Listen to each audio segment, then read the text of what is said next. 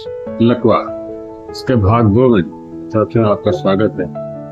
मैं डॉक्टर कोटा और पहले भाग में हमने जाना कि लकवा क्या होता है, कैसे होता है, कारण क्या है, उसके लक्षण क्या हैं, कितने प्रकार होता है।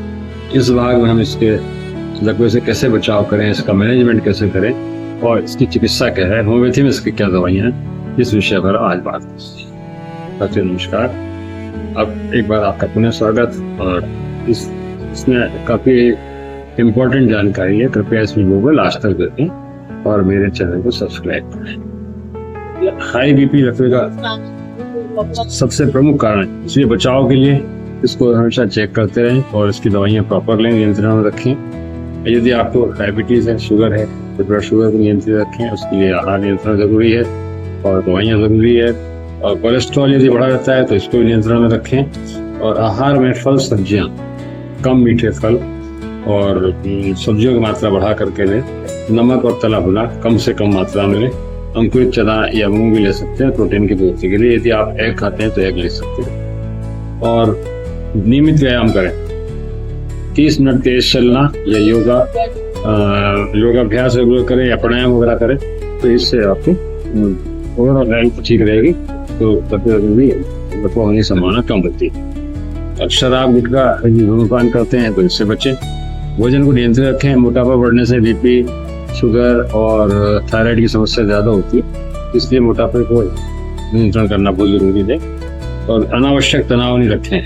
तनाव, स्ट्रेस सबसे मेजर कॉज है बहुत सारी बीमारियों का, तो इसलिए स्ट्रेस से बचाव जरूरी है। स्ट्रेस मैनेजमेंट करें और वर्तमान में जिए, ना ज़्यादा भविष्य की चिंता, ना पहले क्या हो गया उसकी चिंता नहीं करें। जो हो गया तो होगा, बदलेगा नहीं, और जो आने वाला उसका अपना बस नहीं है, इसलिए वर्तमान में जिए। प्रबंधन इसका कैसे किया जाए, यदि पैरालिसिस का अटैक आया है तो तुरंत 2-3 घंटे के अंदर चिकित्सा यदि मिल जाए। और थ्रोम्बोलाइसिस मतलब जो क्लॉट करने की वजह से आता है, तो क्लॉट के मैनेज करने के इंजेक्शन दवाइयाँ आती हैं, वो अगर हाथ में तुरंत लेंगे तो इसमें आपको एक तुरंत आराम हो जाए। फिर बाद में प्रबंधन के लिए फिजियोथेरेपी द्वारा मांसपेशियों और नर्व्स को बल मिलता है, इसलिए रेगुलर फिजियोथेरेपी एक्सरसाइज जरूरी है। प्रतिदिन रोगी को नहलाना, चादर तौलिया चेंज करना जरूरी है ताकि साफ सफाई रहे उसकी। मूत्राशय और आंतों की देखभाल, यदि इसको अपने आप पेशाब निकल जाता है, रोगी का कंट्रोल नहीं हो पाता है, लेटरिन निकल जाती है अपने आप, उसकी हेल्प करें ताकि रोगी गंदगी में नहीं रहे। और कैथेटर वगैरह लगे हैं तो उसको टाइम पे चेंज कराना, नर्सिंग मैनेज करना ज़रूरी है।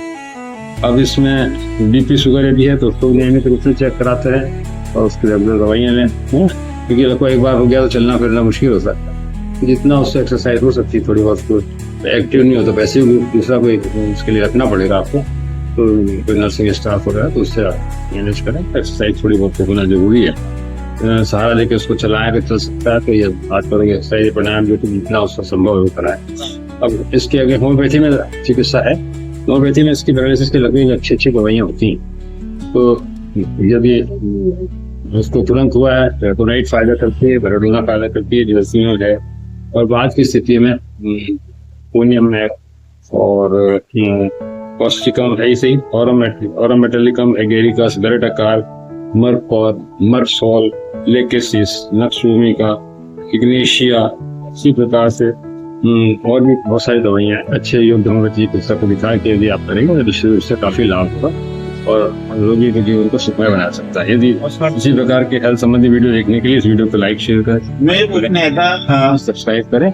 आशा करता हूँ आपको अच्छा लगा होगा। Thank you.